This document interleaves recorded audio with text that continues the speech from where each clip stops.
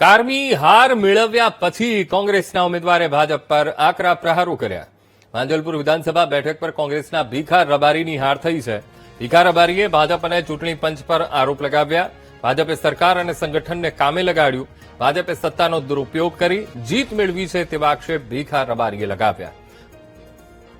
ત્યારથી ઉમેદવાર જાહેર થયો ત્યારથી આ વિસ્તારની અંદર ફેરણીમાં હું ગયો છું, ઘેરે ઘેર ગયો છું, લોકોની વેદનાઓ સાંભળી છે અને જે પ્રતિસાદ મળતો તો મને ઉત્સાહભેર આવકારતા હતા. કારણ કે મારે જીવનના 50 વર્ષ નહીં કાઢ્યા સેવામાં. વોટ તો ના મળ્યા તમને? વોટ નથી મળ્યા એનું કારણ એ છે આચારસંહિતાનો સરેઆમ ભંગ કર્યો છે. એમના ધારાસભ્યો ખુલ્લે આમ ઢોલ નગારા સાથે એમના પક્ષના ચિહ્ન સાથે વિસ્તારની અંદર નીકળી પડ્યા. એવું ભયનું વાતાવરણ ઉભી કરી દીધું અને અમારા કાર્યકરોને મારે એક દીકરીને માર્યા.